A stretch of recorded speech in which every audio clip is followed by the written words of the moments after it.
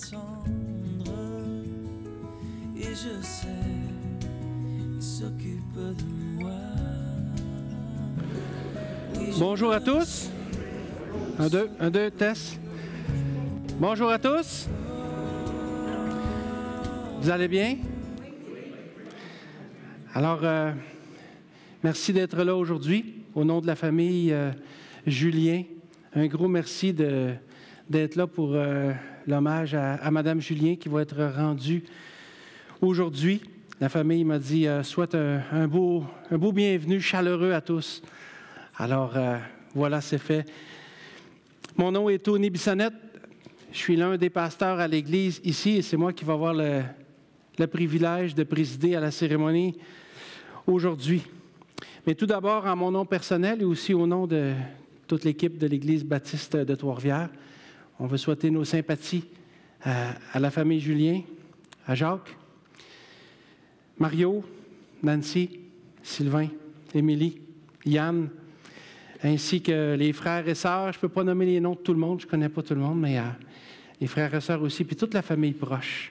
Alors, recevez nos sympathies les plus sincères. Je vous demanderai, avant d'aller plus loin, de mettre vos téléphones à off. Si vous avez donc des téléphones, des pagettes, je ne sais pas pourquoi vous auriez des pagettes, mais si vous en avez, mettez-les à off. Mais si vous avez des pacemakers, gardez-les on. Ça, on est bien à l'aise avec ça. Alors, j'inviterai Pasteur Benoît Lavergne à venir faire la prière d'ouverture.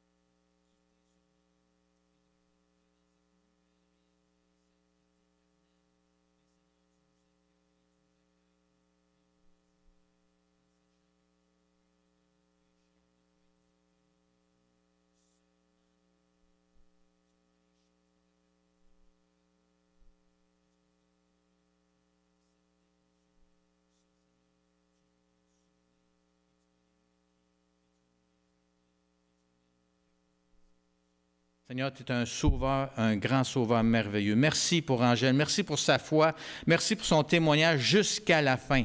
Elle avait même hâte à la fin, Seigneur, d'aller en ta présence. Elle savait où elle s'en allait. Elle avait cette espérance dans son cœur. Elle a tenu bon jusqu'à la fin.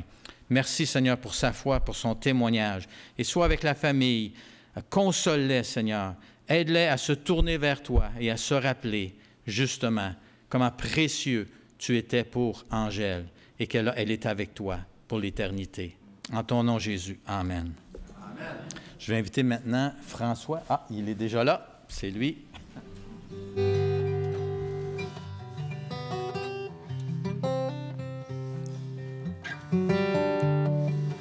Premièrement, je vais me présenter. François, mon nom. Je me considère comme un ami de la famille. On s'en est fait des câlins en masse. J'aime beaucoup M. Julien, sa famille, Mario, Nancy et son épouse. Et puis, M. Julien, comme vous savez, il aime la musique. Il aime la guitare. Il a aimé des chants que j'ai faits. Et un chant qui lui avait particulièrement marqué, ainsi que Nancy aussi, puis sa famille. Un chant que j'ai composé qui parle de tout simplement que la vie, c'est Jésus.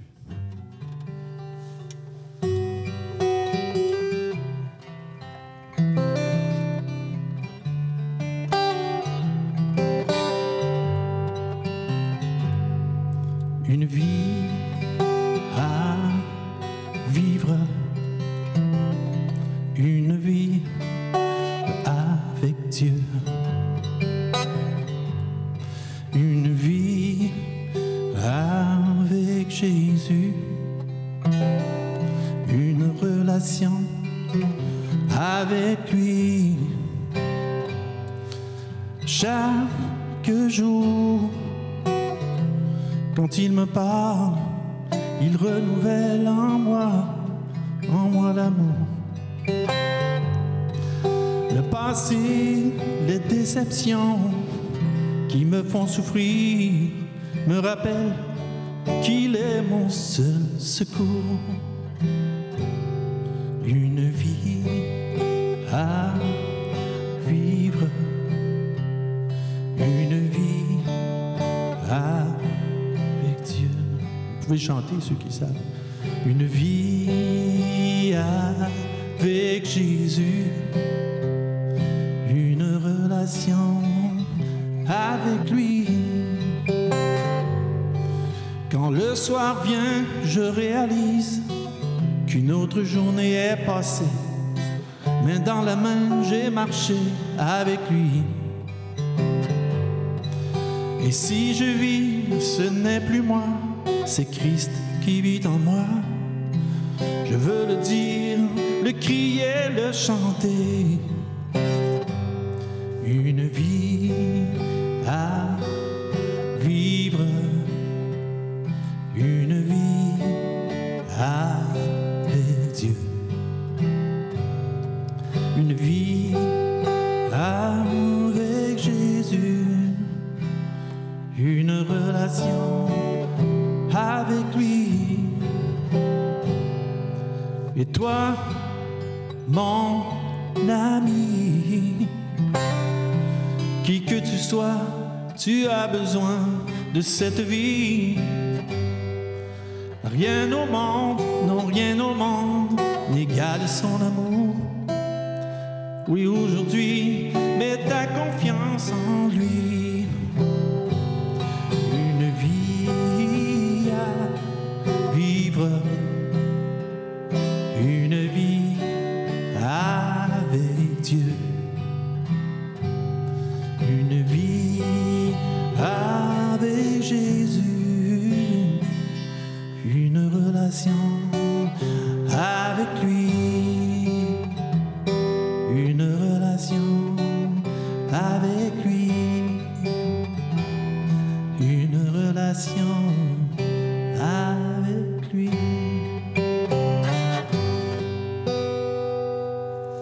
Amen. Merci.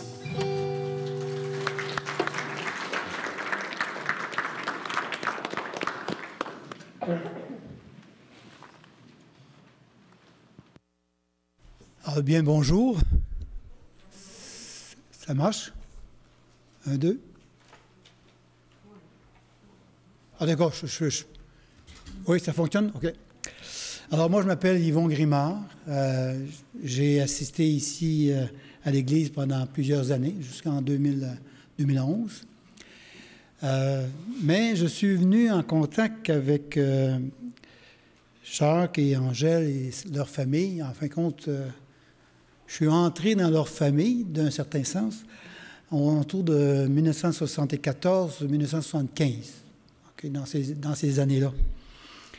Et si quelque chose que je retiens un petit peu d'Angèle avec toutes ces années-là, c'est effectivement ce qu'on voit sur cette image-là. Elle avait un sourire régulier, quoi qu'il arrive, elle avait un sourire qu'elle affichait. C'était une femme aussi très dynamique. Elle avait de l'énergie, hein, cette femme-là. Alors, elle a participé à ce que je vienne au Seigneur, dans le sens suivant, c'est que quand je suis venu à l'Église, j'avais énormément de questions. Tu sais, en tout cas, je ne compterai pas tout mon témoignage, mais j'avais beaucoup de questions. Et Dieu avait permis, à ce moment-là, qu'il y avait le pasteur Malone qui vienne à peu près dans le même temps. Alors, comme j'avais beaucoup de questions, bien, Jacques et Angèle, ils ont organisé des rencontres. Quand tu es nouveau, tu ne sais pas là, que c'est organisé, mais alors Jacques et Angèle m'invitent chez eux. OK? Puis, en même temps, invitent le pasteur Malone avec Marie-Kay. OK? Alors là, Angèle, mais évidemment, on est le dimanche midi. Alors, elle avait préparé la nourriture, tout ça.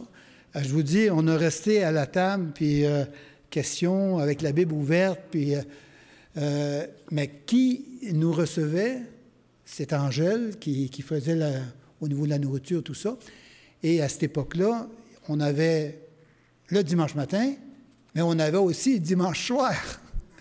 Alors, comme moi, je restais à une demi-heure d'ici, alors il fallait que aussi, il préparait, supposons, elle préparait le dîner, mais après ça, elle avait serré ses affaires pour recommencer pour une petite soupe. Et après ça, on s'en revenait à l'église le dimanche soir. Ça s'est fait plusieurs dimanches, où est-ce qu'elle a organisé ce qu'on appelle aujourd'hui un petit peu le filet, là.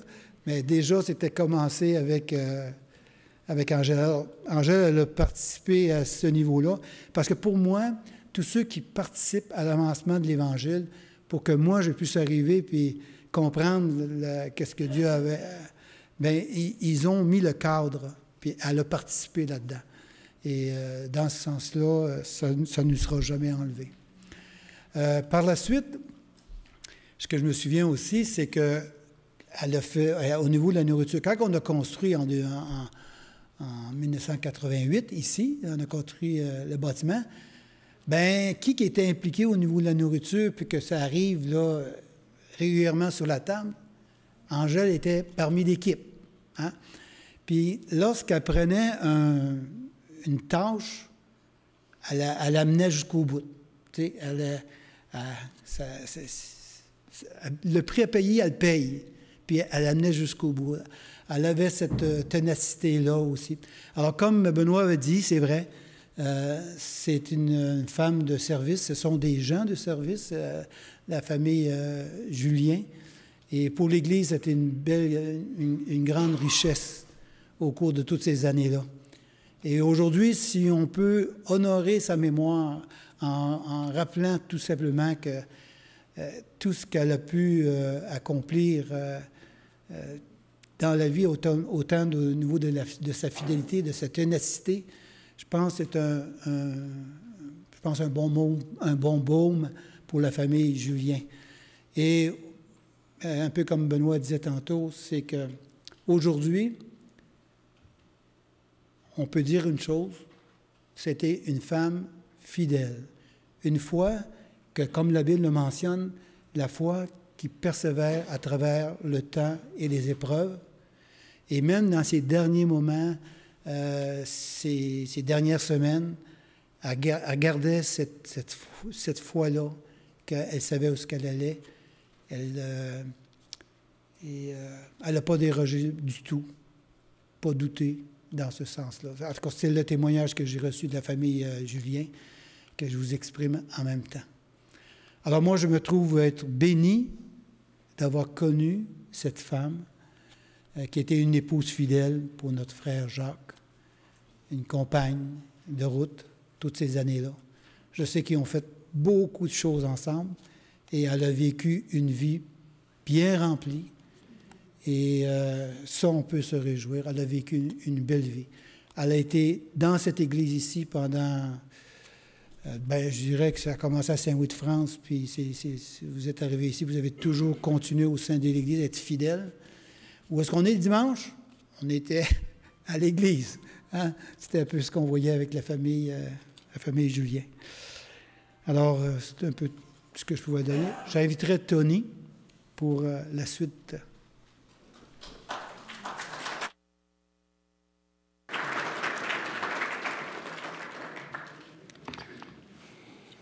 Merci, M. Grimard, pour ce beau témoignage. À la demande de la famille, j'ai le privilège aujourd'hui de vous adresser quelques mots au sujet de Mme Julien. Je ne la connaissais pas depuis bien longtemps. Par contre, ce que je connaissais d'elle, c'était sa joie de vivre. Elle était toujours de bonne humeur, toujours à l'arrière, à venir me voir, puis toujours un beau sourire. Mme Julien, quelqu'un qui avait la joie puis la paix. Puis comme M. Grimard vient de le mentionner, et Benoît aussi, sa paix ne venait pas de n'importe où. La paix de Mme Julien venait de cette assurance qu'elle avait dans le Seigneur Jésus, qui était son Seigneur. Et chaque fois qu'on parlait, elle et moi, Mme Julien se faisait comme un plaisir, j'allais dire un devoir, mais je dirais plutôt un plaisir de me rappeler comment est-ce que Dieu était bon pour elle, d'une manière ou d'une autre. Ça m'a beaucoup marqué. Je trouvais que Mme Julien était une femme inspirante par sa foi. Et ça a été un exemple pour moi.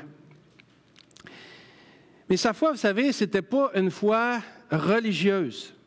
C'est-à-dire que ce n'était pas une foi basée sur la religion, mais sa foi était vivante. Pourquoi vivante? Parce qu'elle croyait dans une personne vivante, dans le Seigneur Jésus. Vous savez, il y a beaucoup de gens qui placent leur foi dans des personnes mortes. Mais il faut savoir qu'un sauveur mort, ça ne peut pas donner la vie. Mais Jésus, oui, il est mort sur la croix. Oui, il a été mis dans un tombeau, mais il est ressuscité aussi. Hein? Alors, s'il est ressuscité, c'est qu'il est vivant. Et parce qu'il est vivant, il peut nous donner la vie éternelle. Et c'est ça que Mme Julien croyait. C'était ça sa foi. C'est là-dessus que sa foi était basée. Et depuis 55 ans, 1967, 55 ans, wow! La dernière fois que nous nous sommes parlé, c'était un peu avant son opération. Elle me parlait de ça. Elle m'a demandé de prier pour elle. Puis là, elle me racontait comment elle se sentait face à ça. Et là, je lui avais demandé, Madame Julien, est-ce que vous êtes inquiète? Madame Julien n'était pas inquiète. Moi, j'ai dit, quand même, vous avez 88 ans, là, c'est une grosse opération. Madame Julien m'avait dit, elle a dit, non, je ne suis pas vraiment inquiète. Elle dit, je sais que les choses vont bien aller, d'une manière ou d'une autre. Parce qu'elle dit, soit je vais être guérie, ça va bien aller, soit que je vais aller retrouver mon Sauveur. Là aussi, ça va bien aller. Elle était optimiste quand même. Mais c'était pas quelqu'un d'optimiste sur des pensées humaines ou des pensées positives. Madame Julien était consciente que la foi qu'elle avait était placée dans le Seigneur Jésus-Christ qui est vivant. C'est en lui qu'elle avait son espérance. Et c'est ça qui la rendait joyeuse et qui la démarquait. Madame Julien savait que si son âme était rappelée, qu'elle irait retrouver son Sauveur bien-aimé. Parce qu'elle l'aimait, son Sauveur.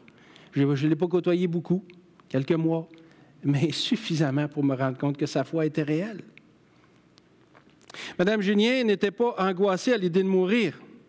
Et là, je ne parle pas de la tristesse de quitter ceux qu'on aime, mais je parle de l'angoisse, de la peur de la mort. La mort, c'est un rendez-vous inévitable qu'on a, là. Vous savez, la vie, on ne s'en sortira pas vivant. Tôt ou tard, on va affronter l'éternité. Et si on n'est pas préparé à ça, bien, c'est quelque chose qui peut être particulièrement angoissant. En ce qui me concerne, je l'ai été pendant de nombreuses années. Si j'ai cherché la vérité, si j'ai cherché à avoir l'assurance de mon salut, c'est parce que j'avais peur de mourir. Madame Julien était prête. Je le sais, je peux l'affirmer parce que je pense que je n'ai pas besoin de vous convaincre. Si vous la connaissiez, c'est que vous savez qu'elle était prête. Mais elle me l'avait dit elle-même. Elle me l'avait confirmé. Et cette certitude qu'elle avait là, d'aller dans la présence de Dieu, quand un jour elle affronterait l'éternité, eh bien, Mme Julien ne l'avait pas imaginée. Ce n'était pas une croyance basée sur des pensées positives, là, comme certaines personnes font pour apaiser leur peur, leur âme, leur conscience, en disant « Non, on essaye de voir juste le beau côté de la chose. » Ce n'était pas ça. Pas en ce qui la concernait. La certitude qu'elle avait n'était pas non plus basée sur une religion quelconque qui, en réalité, n'offre aucune certitude. Aucune religion n'offre de certitude. En tout cas, pas face à l'éternité. La paix et l'assurance que Mme Julien possédait face à l'éternité n'avaient rien de religieux, d'imaginaire ou de mystique. Rien de tout ça. La foi qu'elle avait reposait au contraire sur ce qu'il y a de plus sûr, sur ce qu'il y a de véritable, sur la parole de Dieu, sur les promesses que Dieu lui-même donne dans sa parole, dans la Bible. Vous savez, on peut avoir foi en n'importe quoi ou en rien du tout. Mais ce n'est pas ce que nous, on pense qui va changer la réalité. La vérité, elle existe. Et la vérité, c'est Dieu qui nous la révèle, par son Fils Jésus, qui est venu sur la terre pour nous révéler ça. La vérité se trouve en lui. Et peu importe ce que l'on croit ou ce qu'on ne croit pas, ça ne changera pas. Vous savez, moi, si je vous dis que mon automobile est blanche, puis que vous ne me croyez pas, ça ne changera rien. Elle est blanche pareil. Et Dieu qui a affirmé la vérité est immuable.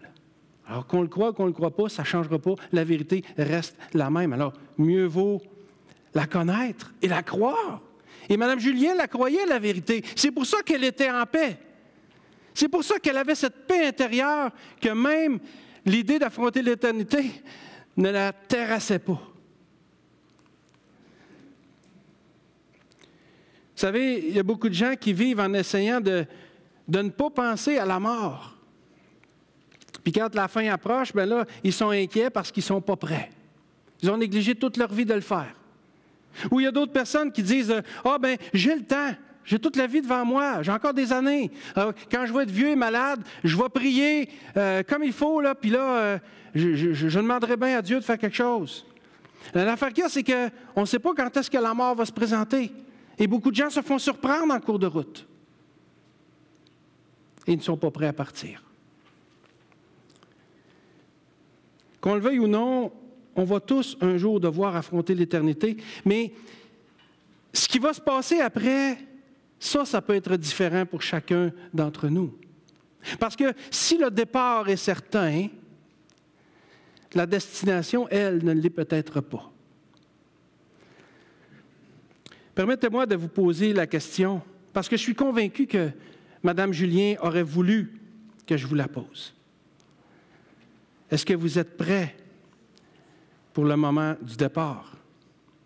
Est-ce que vous savez ce qui vous attend de l'autre côté?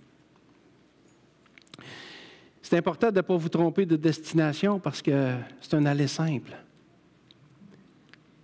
Auriez-vous l'idée de prendre un avion, de tout laisser derrière vous et de prendre un avion sans savoir où l'avion va se poser? Ben non, personne ne ferait ça. Alors, c'est important pour notre âme, pour notre destination éternelle, d'être certain d'où est-ce qu'on va aller. Peut-être que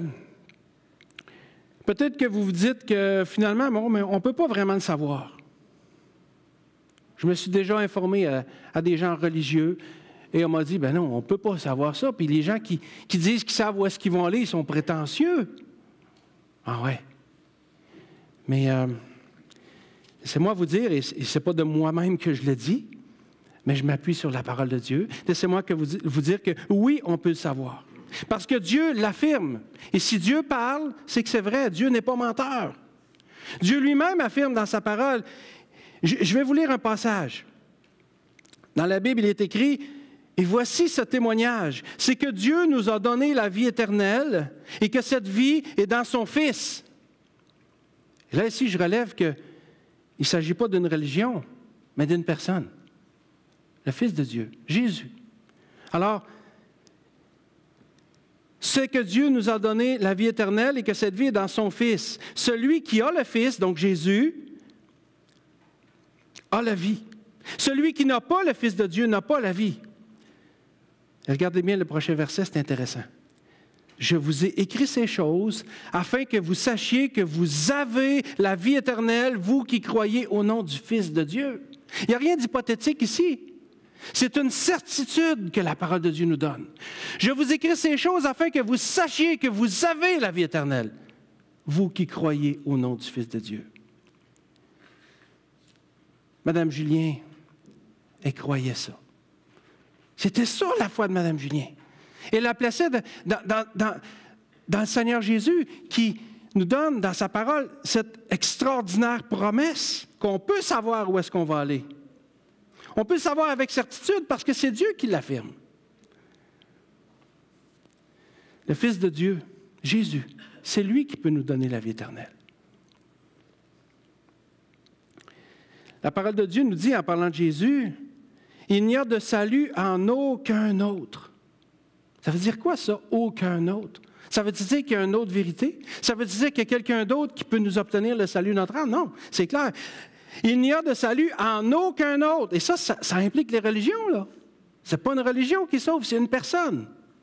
Il n'y a de salut en aucun autre, car il n'y a sous le ciel aucun autre nom qui ait été donné parmi les hommes par lequel nous devions être sauvés. Wow! C'est-tu pas une espérance vivante, ça? Hein? La parole de Dieu nous dit avec certitude qu'on peut être sauvé, puis que c'est en allant à Jésus, parce qu'il y a juste lui qui peut accorder le salut. C'est ça que Mme Julien croyait. C'est ça qui la rendait joyeuse. C'est sur ça que la foi de Mme Julien reposait. Et c'est ça qui fait qu'aujourd'hui, elle est dans les bras de son Sauveur dans l'éternité. C'est rassurant, ça, n'est-ce pas? La journée du décès de son épouse, je suis allé voir la famille Julien qui était réunie. Et M. Julien avait dit quelque chose cette journée-là que j'ai noté parce que je voulais vous le dire aujourd'hui. M. Julien m'avait dit, et je cite, « Quand Angèle est partie, je l'ai regardée sur son lit et elle était belle. Elle avait le visage en paix. » M. Julien m'avait dit ça. J'ai trouvé ça tellement beau. Mme Julien n'était pas dans la crainte de mourir parce qu'elle avait l'assurance de son salut, parce qu'elle avait mis sa foi dans la seule personne qui peut sauver, Jésus-Christ. Et pendant 55 ans, Mme Julien a entretenu cette foi-là et a vécu par cette foi-là et pour cette foi-là. Et c'est pour ça qu'on aime à le penser que même après son départ, elle était sereine sur son visage. Elle était belle, comme dit M. Julien. Parce que son assurance transcendait sa vie. Ça apparaissait sur son visage même après son départ. Est-ce que vous avez la certitude que la destination qui vous attend après la mort est la bonne? Si vous connaissiez Mme Julien, vous savez que c'est ce qu'elle souhaitait pour vous. Mme Julien vous aimait. Si vous êtes là, c'est parce que vous saviez qu'elle vous aimait. et que vous l'aimiez aussi. Et Mme Julien souhaitait que vous soyez en paix, vous aussi, au moment de votre départ. Elle vous en a peut-être même parlé durant sa vie. Avez-vous la certitude que la destination qui vous attend après la mort est la bonne? Vous savez, un jour, on va tous affronter l'éternité, à un moment donné ou à un autre. Et Mme Julien voulait que vous sachiez que le seul moyen d'obtenir cette paix et cette certitude de la vie éternelle, c'est de placer votre foi en Jésus-Christ pour le pardon de vos péchés comme elle l'a fait. Je vais vous lire les versets préférés de Mme Julien. Ce sont les versets qui lui procuraient cette joie, cette assurance, cette paix qu'elle avait dans son cœur et dans son âme. Cette assurance qui paraissait sur son visage même après sa mort. C'est dans l'Évangile de Jean, au chapitre 11, et les versets 25 et 26. Jésus dit, « Je suis la résurrection et la vie. Celui qui croit en moi vivra, même s'il meurt. Et quiconque vit et croit en moi ne mourra jamais. Crois-tu cela? » Le verset, et c'est Jésus qui parle, le verset se termine par « Crois-tu cela? » Il y a une invitation ici que Jésus lance. Il appelle à croire en lui pour avoir la vie éternelle. Vous qui m'écoutez aujourd'hui, Jésus vous appelle. Toi, Jésus t'appelle personnellement à venir à lui. Il veut te donner la vie éternelle. Tout ce que tu as à faire, ce n'est pas une religion.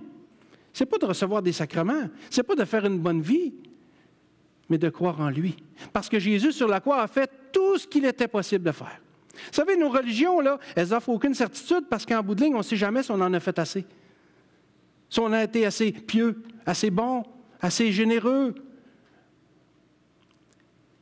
Mais si nos religions avaient pu nous ouvrir les portes du ciel, Jésus ne serait pas venu mourir sur la croix et endurer ce qu'il a enduré. Il aurait dit, vous savez ce que vous avez à faire, faites-le. Vous avez vos religions pour ça, arrangez-vous avec.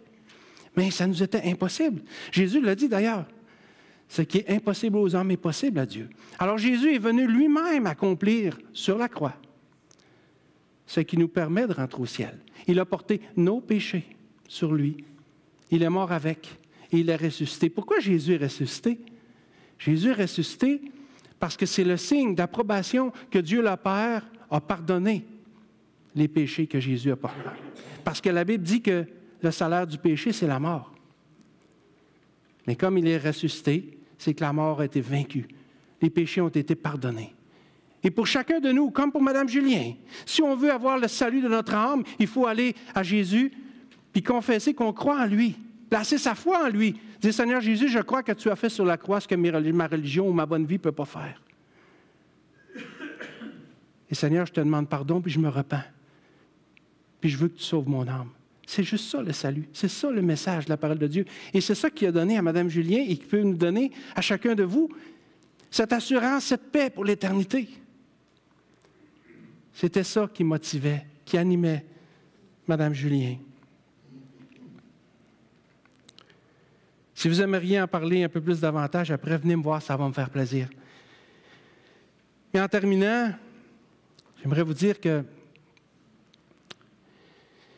c'est normal que le départ de Mme Julien laisse un vide, une tristesse et de la douleur, parce que c'est un deuil et c'est ça que ça fait, un deuil.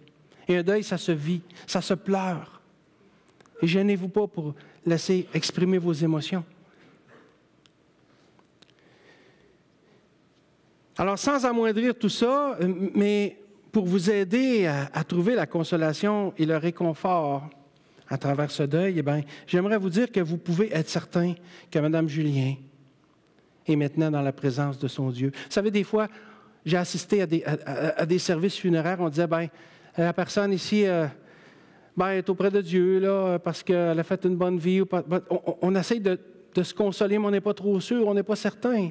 Mais Mme Julien, vous pouvez être certain qu'elle est dans les bras de Dieu parce qu'elle a placé sa foi dans celui qui l'a sauvée, Jésus. Alors, trouvez votre consolation là-dedans à travers votre deuil.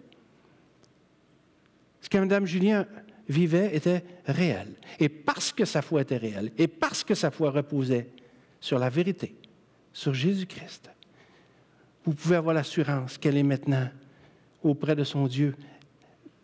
Et pas juste, on espère que, non, c'est une assurance fondée sur la parole de Dieu. Elle est avec son Seigneur et son Sauveur. Madame Julien est maintenant parfaitement heureuse et elle ne souffrira plus jamais. Elle est dans un endroit où la parole de Dieu dit que c'est merveilleux. Je vais vous lire ce qu'un passage de la Bible nous dit. C'est que l'endroit où elle est un endroit où il n'y a plus de larmes. La mort n'existe plus. Et il n'y a ni cri, ni douleur, car ces choses ont disparu. C'est ce souvenir que vous devez garder de Madame Julien. Celui d'une femme de foi qui a su trouver la paix et la vie éternelle en Jésus-Christ, son Sauveur et Seigneur, et que Madame Julien espérait de tout son cœur que vous trouviez aussi cette paix-là. Merci. J'aimerais juste avant d'inviter peut-être Fabien, pendant que Fabien va s'avancer pour un chant, vous dire que ce chant qui va être chanté, « Blanc, plus blanc que neige », était significatif pour Mme Julien. Parce que c'était son chant préféré. On m'a dit que c'était le chant qui avait été chanté à son baptême. À quelle année elle a été baptisée? 67, 68, un chant qui l'a marqué depuis tant d'années. Et ce chant est tiré d'une parole de la Bible où Dieu nous invite à aller à lui, justement pour que nos péchés soient pardonnés. Le verset dit, « Si vos péchés sont rouges comme de l'écarlate, ils deviendront aussi blancs que la neige. » Et vous avez les paroles de ce chant à l'endos du dépliant que vous avez. Alors, vous pourrez le suivre et le signer aussi, et vous pourrez suivre et repartir avec.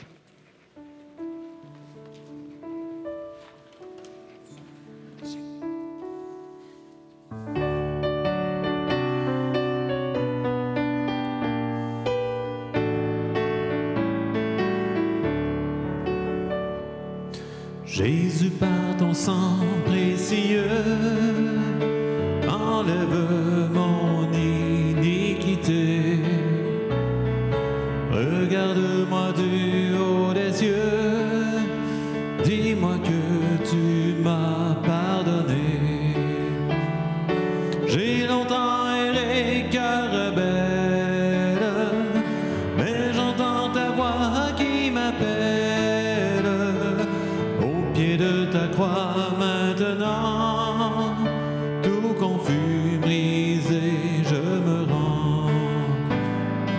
Blanc, plus blanc que neige, blanc, plus blanc que neige, lavé par le sang de l'agneau, je serai plus blanc que la neige.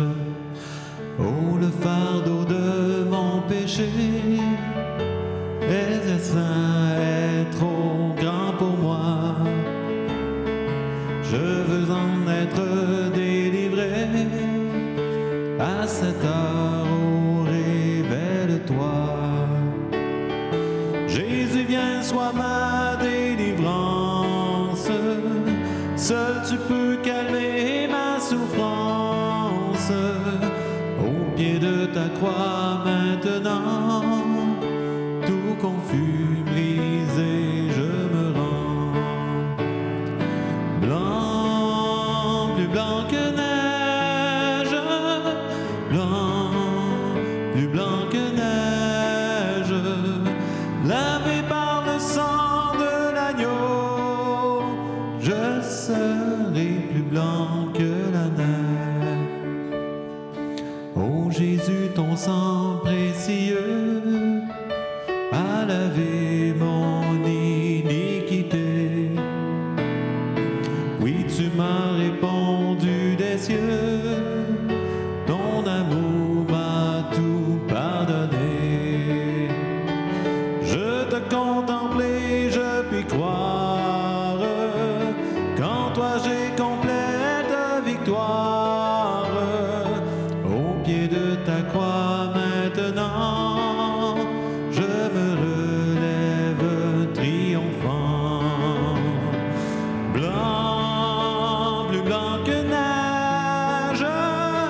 plus blanc que neige, lavé par le sang de l'agneau. Mon cœur est plus blanc que la neige.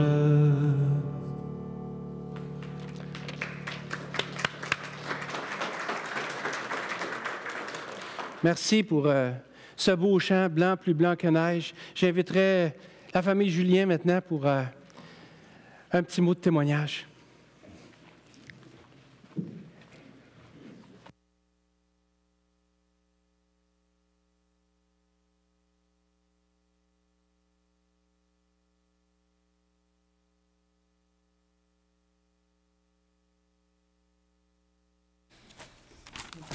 Le Kleenex. Première chose, Kleenex.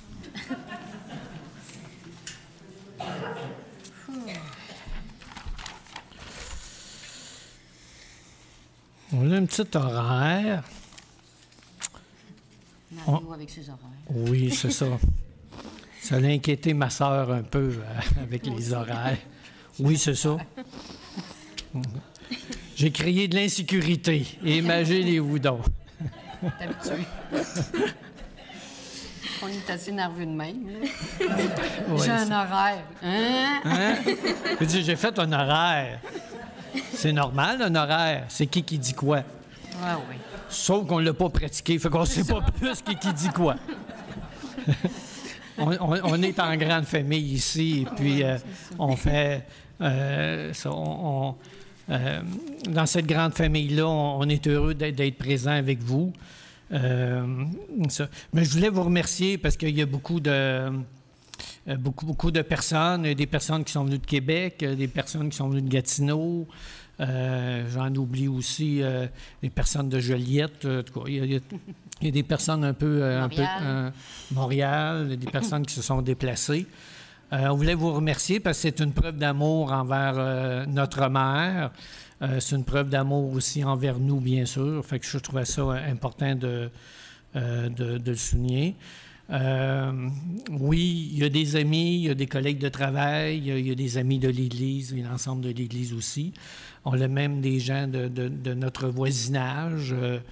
Nous autres, dans mon petit quartier, je vous disais ça, on a des voisins et on est assez proches.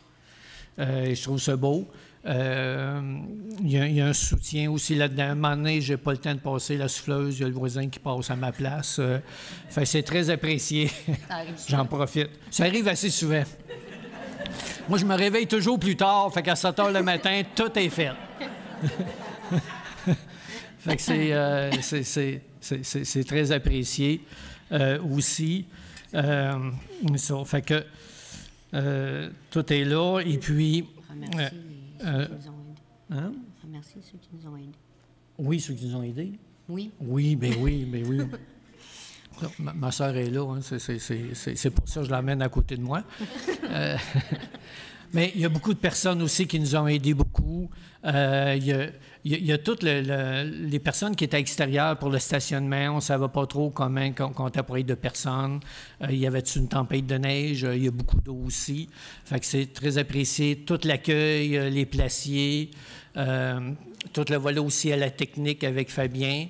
La bouffe aussi en haut. Tantôt, oui, ça. La bouffe, là, je vous le dis, là, il faut que tout le monde reste. Vous n'avez pas le choix.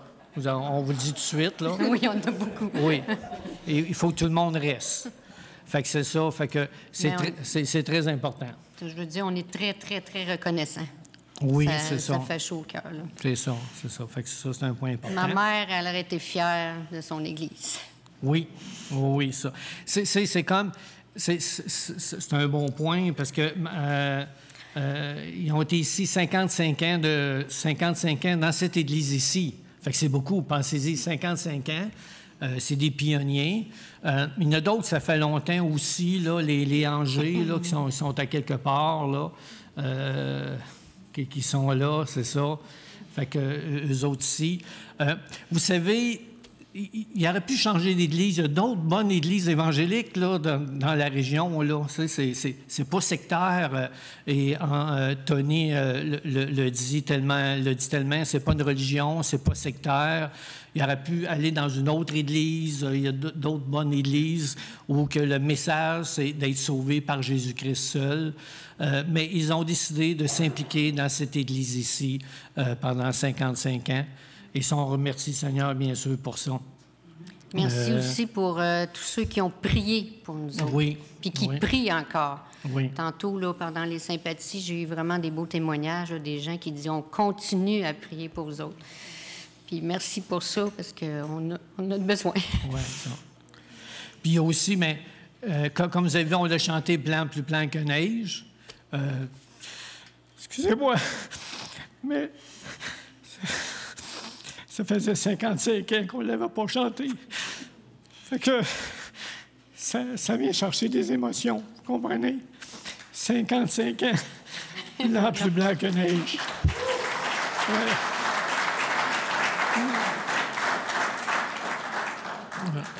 55 ans, et le chant révélateur, c'est pour ma mère, pour chacun de nous, c'est que les iniquités, ils sont pardonnés, les transgressions, la rébellion, tout est pardonné, et que ton cœur est blanc, plus blanc que neige.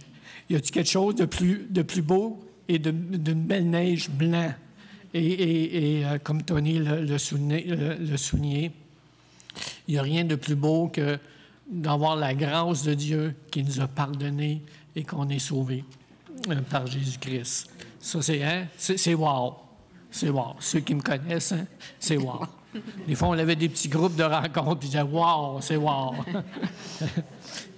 Ça, c'est là. C'est ça. En parlant de plan plus blanc que neige, il annonçait beaucoup de neige. Fait que, c'est ça, c'est blanc plus blanc que neige. En fin de compte, ça vire en pluie, puis aujourd'hui, c'est un beau soleil. Ça nous aide beaucoup pour les déplacements. Ceux qui sont venus de Montréal aussi.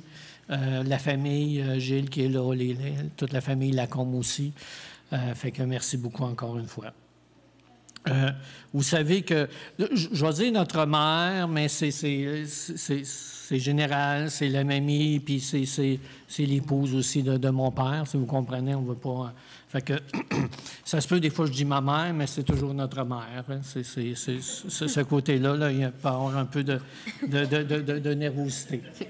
Hein, c'est ça. Bien, je veux juste le spécifier. Je ne veux pas avoir de l'air égoïste, c'est juste ça. C'est un peu ça. Mais, comme vous savez, notre mère avait beaucoup de loisirs, de passe-temps, entre autres le camping. Hein, on l'a vu beaucoup sur les vidéos, là, beaucoup de camping. On avait un petit peu moins de photos sur le skidoo, les VTT, mais elle aimait aussi l'hiver. L'hiver, c'était aussi pendant l'été, les VTT, mais il faisait beaucoup de VTT là, en rail, beaucoup de rails, là, avec les Desharnais, entre autres, le Colin et tout ça. Fait que, il y avait... Elle aimait le plein air. Elle aimait le plein air. Elle aimait suivre aussi... son mari, bon, mon père. Ça. Mon père, lui, était toujours un petit peu plus à l'avant. Là. Il disait, il faut acheter ça, il faut acheter ça. Puis là, ma mère, elle suivait. C'est un peu ça. Même que mon père l'a convaincu de l'emmener à la chasse. Ils n'ont pas été souvent à la chasse, mais il l'a emmené à la chasse. Ça, je me rappelle, puis c'est mon père qui l'a témoigné, qui nous a parlé de ça. Il était à la chasse une année où il était avec Gilles et Monique, les deux couples ensemble. Et puis, en tout cas, il n'y avait pas trop d'ornial à l'horizon, ça semblait être tranquille. C'était dans quel coin? C'était en haut de la Tuque, hein? C'était-tu à Matawan ou la Tuque? À Matawan, c'est ça. Oui, OK. Ça, fait, oui, c'est ça. À Gilles, c'est ça, en haut de la Tuque. Fait que... Puis, à un moment donné, il y a mon père et ma mère qui ont prié ensemble. Il était vers 10 heures à peu près pour dire, « Seigneur, il se passe rien. Il pourrait y avoir un gibier devant nous autres à un moment donné. On veut manger du steak pendant l'hiver. » Fait que on veut... et puis, là, à ce moment-là... c'est mon père avec Gilles, là, il dit, il y a comme il y a la rivière qui est pas loin, le ruisseau, il y a un petit flanc de montagne. Ça se pourrait qu'ils sortent de là. Fait qu'ils ont dit, on va aller couper des branches. Fait qu'ils commencent à couper des branches. Mais à un moment donné, ils attendent le son d'un orignal. Ouais, bien, je suis pas capable de le dire. Vas-y donc, un petit son d'orignal. Oui. Ouais, Gilles, c'est ça, hein? C'est bon, Gilles, t'approuves ça, hein? Il collait bien, c'est ça. On a des chasseurs, mon oncle René, là, qui est chasseur. On a des Montigny ici aussi, là, Damien, là, Denis puis Joanne. Là. C'est tous des chasseurs. Ça se promène, dans le bois, ça se promenait avec les carabines, puis c'est ça. Pas tout vous dire qu'est-ce qui s'est passé, mais c'est ça. C'était des chasseurs. Et puis, quand mon père a décidé d'emmener ma mère à la chasse, mon père avait une vieille 303 d'armée. C'était vieux. Puis là, ma mère a dit non, t'en vas pas avec ça. Là. Fait que, écoute, ma mère, elle lui a fait un beau cadeau, 300 Magnum, avec un télescope, je pense. Oui, c'est ça. Monte Carlo, il ne faut pas oublier le Monte Carlo. Hein? Ben, c'est ça. C'est ça. Monte Carlo, c'est ça. Fait que c'était la carabine. Et puis là, c'est quand ils ont coupé les branches, il y avait vraiment un orignal qui était là, qui a sorti. Je fais une histoire courte. C'est long, des fois, à sortir un orignal. Il faut couper les branches, puis il faut attendre. Puis c'est nous autres qui n'est pas patient. L'orignal, lui, il est bien patient, mais c'est ça. Puis à un moment donné, il a sorti, puis là, il était vraiment vis-à-vis là, de mon père avec ma mère, puis qu'ils ont pu le tirer. Et ce fut, je pense que c'était ton premier orignal que tu as tiré. Avec Gilles, oui, ça. Ouais, Gilles, il avait eu la possibilité de tirer, puis là, c'était à ton tour. Et Gilles a eu la grâce de dire, Jacques, c'est à ton tour. Hein? Il a fait une grâce. Fait que, ils l'ont tiré, mais c'était comme une réponse à la prière, surtout que ma mère, c'est la première fois qu'elle allait là aussi, là, à la chasse. Oui. Oui. C'est ça.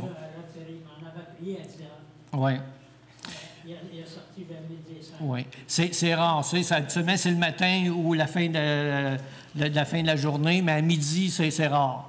Et puis là, ça. Fait que c'est juste pour vous dire que ma mère était impliquée, elle suivait son mari, puis c'était le VTT, c'était le skidoo, c'était le camping, c'était la chasse.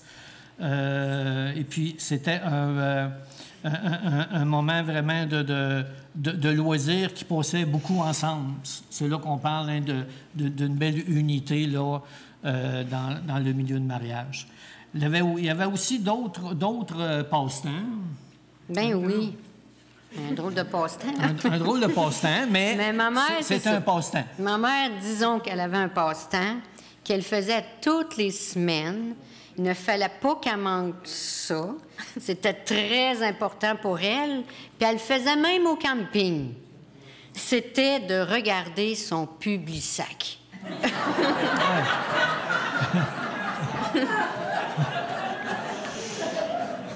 Après avoir regardé son Publisac, bien là, elle m'appelait. Puis là, elle me disait... Ça sera pas long. Elle me disait Nancy. Hein, elle m'appelait pas Nancy, c'était Nancy. Ouais, elle a dit, il y a du brocoli chez IGA en spécial. Puis des fois, elle était drôle, parce qu'au lieu de dire chez IGA, elle disait IG. Fait que c'était Nancy puis IG.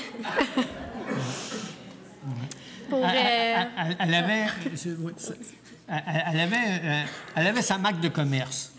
Sa marque de commerce, il y avait des petits mots des fois. C'est ça. C'est comme Nancy, puis IG, puis il y avait des petites marques de commerce. Entre autres, il y en avait un autre aussi. Ben moi, j'avais présenté mon amie à mamie puis papy. Puis mon amie, elle s'appelle Erika. Puis au lieu de l'appeler Erika, elle l'appelait toujours Eureka. Elle était pas C'est capable. ça. C'est sa marque de commerce. C'est ça. C'était cute, je vous dirais. Là, c'était vraiment cute, là. Fait que toutes les amies Émilie, ils ont toutes passé, là, avec... Puis des fois, veut pas, on prenait son langage. Je m'en souviens, moi, il y a un enfant qui m'avait repris parce qu'au lieu de reculer, c'est raculer. Puis des fois, je le dis. Je l'ai même dit ici en avant quand on l'a fêté le 30e anniversaire. Après ça, je me suis écoutée puis je disais raculer. Mais ça va plus vite raculer que reculer. Oui, c'est ça. Elle a dit à reculer, ça allait plus vite. C'est ça. Des petits mots comme ça. Excuse-moi. Oui, mais il y en avait un autre aussi. Ben oui, c'est correct. Là. On est en famille. J'avais dit, faut pas faire de l'impro. On fait de l'impro. Ben oui. Moi, je ne l'écoute pas. Je savais qu'elle était pour en faire. Fait que ben, il y en avait un autre aussi, un autre mot qui ressortait. Nous, on était contents parce qu'à un moment donné, nos parents disaient on fait souvenir de la pizza. Tu sais? Mais pour ma mère, c'est on fait souvenir de la pinza. Pourvu que nous, de la pinza, il y a du pepperoni dedans, on était bien contents. Vous comprenez ça? Fait que il y avait des petits langages comme ça, comme pinza. C'est... Fait que c'est sa marque de commerce. Il y avait des petits mots comme ça qui étaient cute. Elle avait aussi un autre passe-temps. Plusieurs personnes me disaient « Ah, Mario, toi, t'es gâté, dégâté. » Bon, tout le monde me trouvait gâté. Je ne sais pas le pourquoi que tout le monde disait que j'étais gâté. Mais ma mère, elle, deux choses qu'elle aimait bien faire. C'était le pâté chinois et le fricassé. Puis moi, je vais vous dire une chose, j'ai jamais fait de pâté de chinois. Chinois? Pâté chinois, vous voyez? Ça, c'est le langage. J'avais fait de pâté chinois de ma vie. Ma mère, à chaque fois qu'elle en faisait, elle m'en donnait. Fait que c'est ça. Oui, j'étais gâté. La fricassée aussi, c'est la même affaire. Fait qu'elle en faisait toujours pour son petit gars. Fait que... moi, j'avais des galettes. Oui, elle faisait des galettes. Depuis la pandémie, elle s'est mise à faire du dessert, des galettes au gruyot et des galettes à la glace. Oui. On dirait que la pandémie a réveillé quelque chose en elle, qu'elle est revenue d'un galette. Ça faisait 10 ans qu'elle n'avait pas fait, mais là, la pandémie est revenue d'un galette. Et là, le défi, savez-vous, c'était quoi? C'était de trouver de la farine. Oui. Hein? Parce que pendant la pandémie, on dirait qu'il manquait de la farine. Fait que c'était notre défi. Puis elle nous donnait des galettes aussi. Fait que c'est des beaux moments dans ses loisirs, dans ses passe-temps. Le fait qu'elle prenait soin de nous aussi, ça, c'est des beaux moments. Je vais continuer avec un texte que j'ai écrit pour mamie. Bon, j'ai déjà envie de pleurer. Bon. Prendre un Kleenex.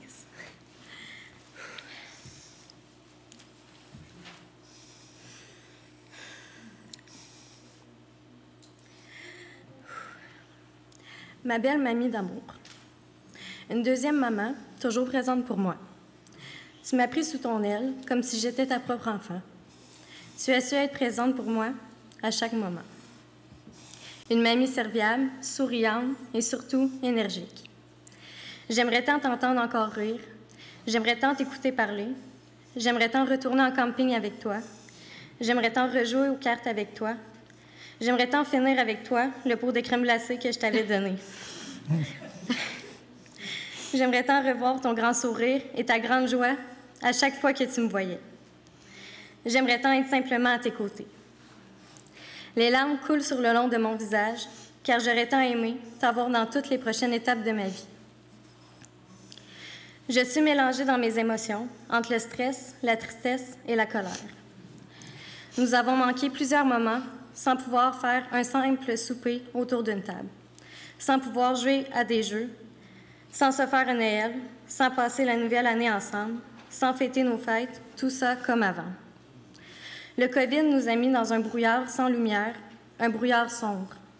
L'été arrivé, un peu de lumière franchissait mon cœur pour le combler de bonheur, car nous pouvions s'asseoir au moins ensemble à l'extérieur. Mon dernier câlin a été il y a 3 ans. J'aurais tant aimé te serrer dans mes bras pour une dernière fois. Mais au moins, j'ai pu te tenir la main jusqu'à la fin, jusqu'à ton dernier souffle. Je t'aime, mamie.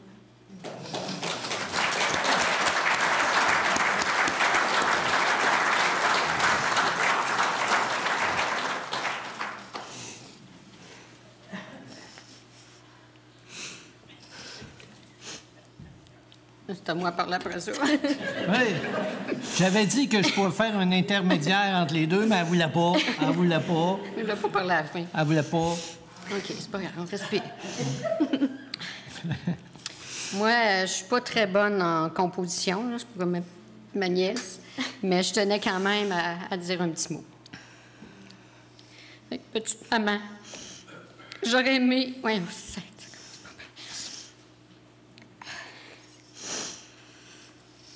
j'aurais aimé que tu restes plus longtemps près de nous, mais le Seigneur en a décidé autrement. Je remercie le Seigneur de m'avoir donné une maman si merveilleuse, toujours prête à nous aider et à nous rendre service. Surtout lorsque c'était question de faire le ménage. Elle avait beaucoup d'énergie, même des fois, j'avais de la misère à la suivre. Puis, en parlant de service, je ne l'ai même pas écrit, ça, là, mais ça m'est venu en tête. C'est il y a pas longtemps, avant les fêtes, il manquait du monde, il cherchait du monde pour faire le café pour le dimanche matin.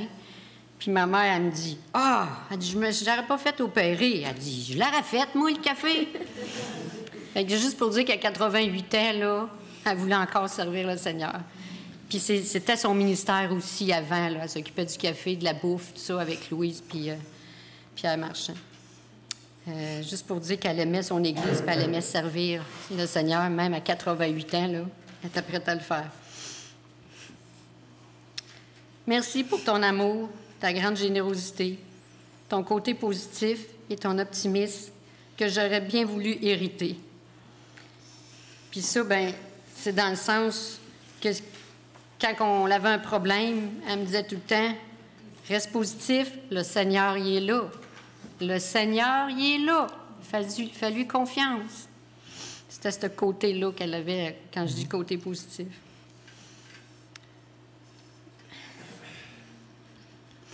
Merci pour les beaux moments passés ensemble, à jaser de tout et de rien.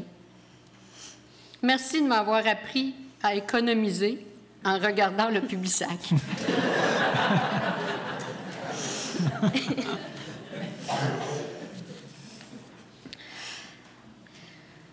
Déjà un mois que ma maman est partie.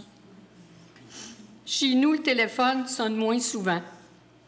Parce que j'ai plus d'appels pour me dire « Nancy, est-ce que ça a bien été au travail aujourd'hui? » Puis là, tout de suite, elle me disait « T'as-tu vu chez Maxi, il y a des oranges en spécial? » Je n'ai plus d'appels pour me dire « J'ai reçu une lettre de Cogeco aujourd'hui, puis ils m'ont augmenté. » Puis là, tout de suite, le lendemain, je n'ai plus d'appels pour me dire « Hey, j'ai appelé Cogeco, puis j'ai réussi à faire baisser le prix. »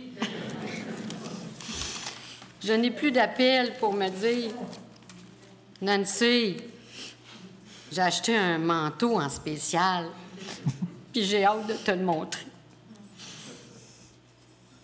Ma douleur est grande, mon cœur est triste, mais en même temps, je me réjouis. Ça paraît pas, là, mais... Oui, je me réjouis, car je sais et j'ai la certitude qu'un jour, on se retrouvera ensemble auprès de notre Sauveur pour l'éternité. Alors, je lui dis pas adieu, mais au revoir, ma petite maman d'amour. Tu me manques, je t'aime.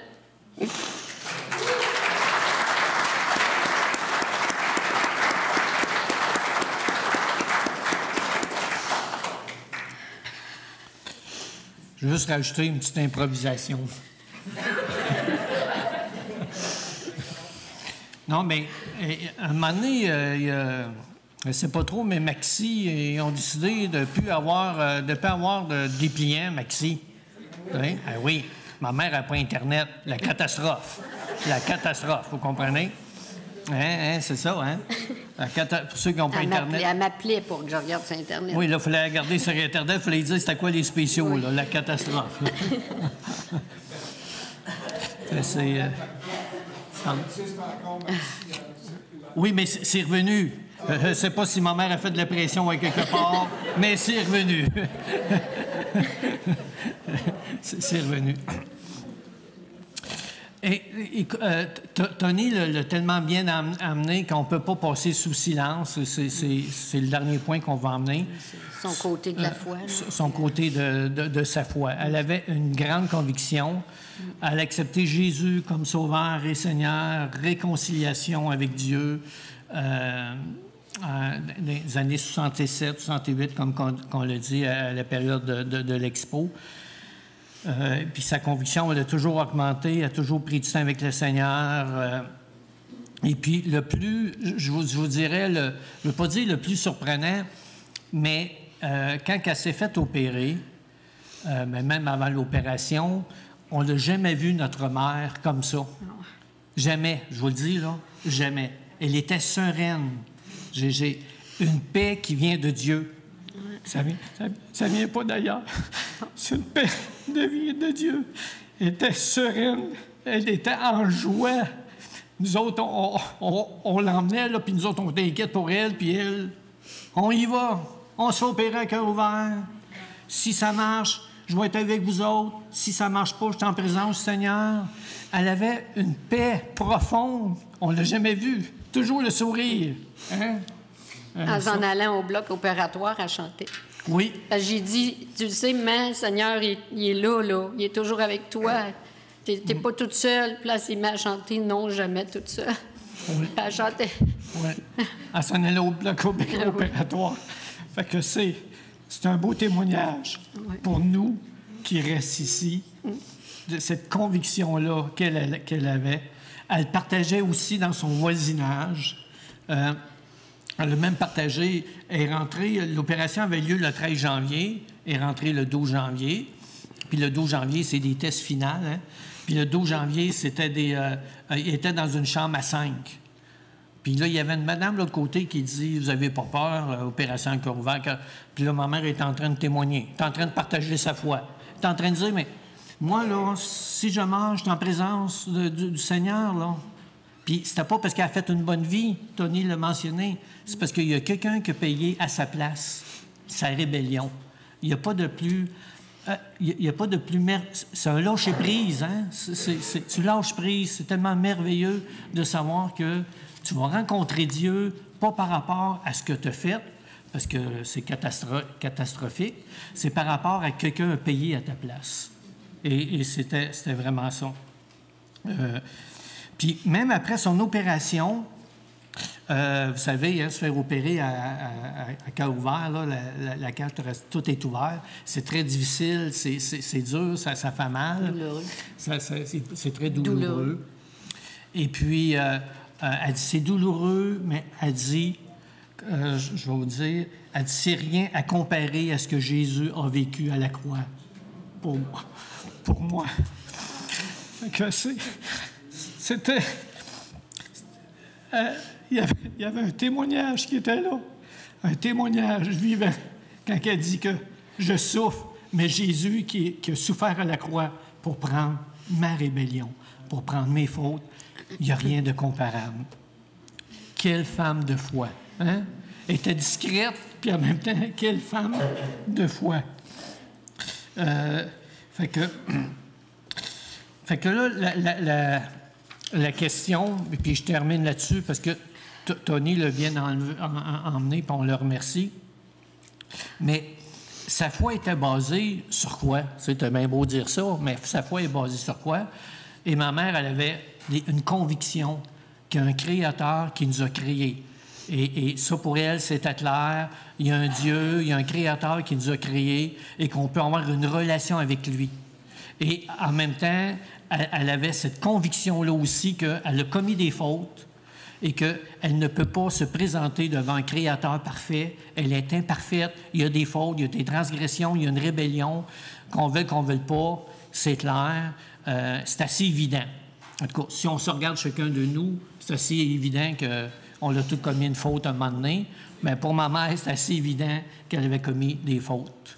Et que là, la question qu'elle se posait, c'est de quelle façon je peux être réconcilié avec Dieu si j'ai des fautes, si j'ai commis des transgressions. Et elle s'est adressée à Dieu parce que c'est qui est l'offensé? C'est Dieu qui est offensé. C'est qui va donner la réponse? C'est l'offensé qui donne la réponse. Fait que c'est Dieu qui a donné la réponse. Il dit, la seule façon que tu peux entrer en ma présence, la seule façon que tu peux être pardonné, la seule façon que tu peux être réconcilié avec moi, c'est par Jésus. Jésus, lui, il est parfait. Il est mort à la croix pour toi et il a pris ta dette. Il a pris ta rébellion. Et si tu mets ta confiance en moi, tu passes de la mort à la vie. Un peu comme dans Jean 11, 25. Enfin, ma mère, elle a fait vraiment ce pas-là. Elle a passé de la mort à la vie. Elle a accepté Jésus. Toutes ces convictions-là étaient profondes. Et je vous dirais, pour terminer, que chaque conviction, il y a des évidences. C'est à nous à fouiller plus loin. Il y a des évidences. Même aujourd'hui, des scientifiques qui sont créationnistes, qui croient qu'un Dieu existe, il y a des évidences qu'il y a un Créateur. Il y a des évidences que Jésus, historiquement, il est venu sur la terre. Il y a des évidences que Jésus est ressuscité. On peut même le voir historiquement. Il faut juste aller plus loin et chercher la vérité. Malheureusement, c'est la vérité pour tout le monde ou c'est pas la vérité pantoute. Ça peut pas être entre deux. Je le dis souvent, je termine là-dessus, c'est une petite joke que je dis souvent. La peigne de lait, là, une peigne de lait, si je dis elle est dans le frigidaire, mais elle ne peut pas être dans le frigidaire puis en dehors du frigidaire. Il y a une vérité. La peigne de lait, soit qui est dans le frigidaire ou elle n'est pas dans le frigidaire. Vous comprenez un peu l'idée? C'est un peu la même chose. Jésus il est mort sur la croix, il est mort pour tout le monde ou il n'est pas mort pour personne. C'est un ou l'autre. Il n'y a pas de demi-vérité. Et ma mère, c'est ça qu'elle a fait. Elle a accepté Jésus comme Sauveur et Seigneur. Ses convictions étaient là, les évidences, tout était là. On veut vraiment la remercier pour ça. Il n'y a pas Amen, hein? Amen. On va la revoir. On va la revoir.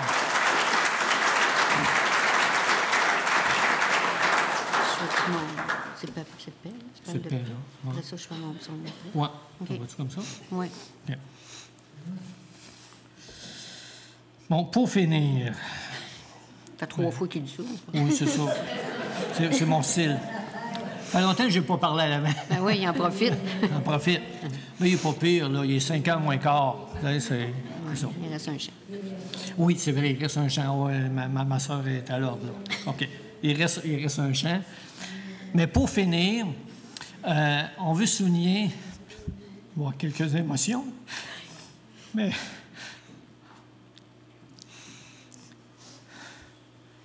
on veut souligner le rôle de notre papa. Papa, tout est formidable. 65 ans de mariage, avec des hauts et des bas. Tu es fidèle. Tu as aimé maman jusqu'à la dernière minute. On veut te remercier pour ta fidélité. On veut te remercier parce que tu as pris soin d'elle pendant tout ce temps-là. 65 ans de mariage. C'est merveilleux. On voulait le souligner parce qu'on veut souligner la mémoire de mais on veut souligner le temps que tu es présent parmi nous.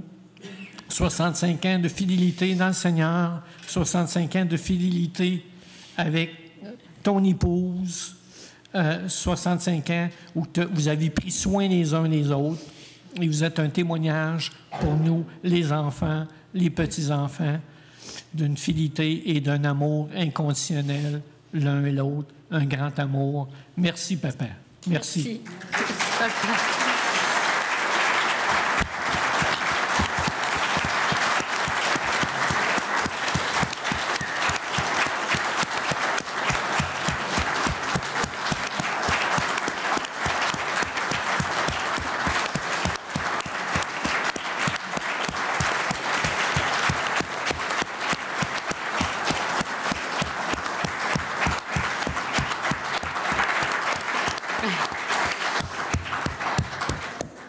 Merci. Vous pouvez vous asseoir. Pour terminer... Il y a encore 3 autres points, ma tante Gisèle. non, Ah, c'est ça. Fait que... Faire un mot de final. Là, un mot de... C'est ça. Nancy va dire le dernier mot. C'est le psaume 23 que vous avez dans votre pamphlet. Je ne vais pas tout le lire, là. Je vais juste lire les 4 dernières phrases. Bon, là, c'est écrit petit. Hein? On a besoin des loupes, là. On est rendu là. Oui, le bonheur et la grâce m'accompagneront tous les jours de ma vie, et j'habiterai dans la maison de l'Éternel jusqu'à la fin de mes jours. Et maman est rendue dans la maison de l'Éternel jusqu'à la fin de ses jours. Nous allons la revoir à cause de revoir, Jésus-Christ qui est mort à la croix pour nous. On va tous se ressembler. Quel privilège. Merci encore de votre écoute. Merci.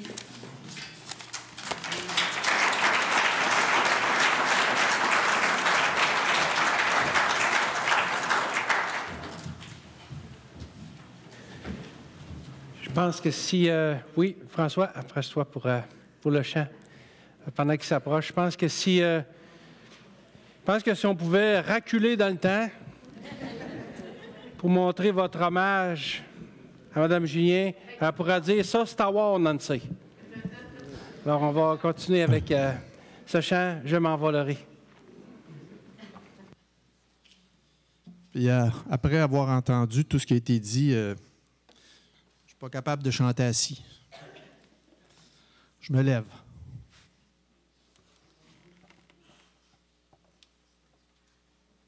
Ça m'a donné un boost.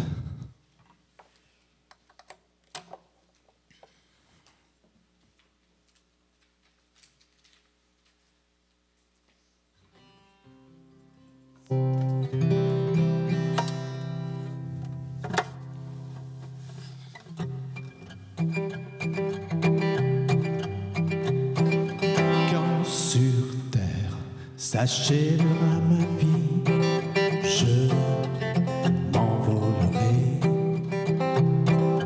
vers la pure et céleste patrie. Je m'envolerai. Je m'envolerai vers Jésus. Je m'envolerai.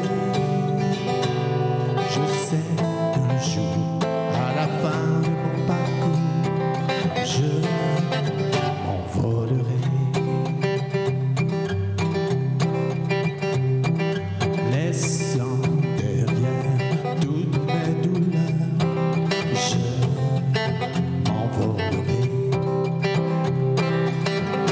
Oubliant mes souffrances et mes pleurs, je m'envolerai. Je m'envolerai. Je m'envolerai vers Jésus. Je m'envolerai. Je sais qu'un jour, à la fin de mon parcours, je m'envolerai. Comme l'oiseau prenant son essor, je m'envolerai. Et mon âme, se riant de la mort, je m'envolerai. Oh, je m'envolerai vers Jésus. Je m'envolerai. Je sais qu'un jour, à la fin de mon parcours, je m'envolerai. Je m'envolerai vers Jésus. Je m'envolerai. Je sais qu'un jour, à la fin de mon parcours, je m'envolerai. Oui, je m'envolerai. Oui, je m'envolerai.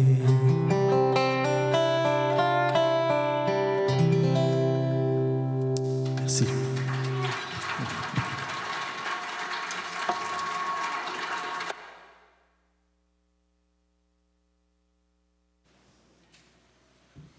Alors, Je vais conclure avec un mot de prière.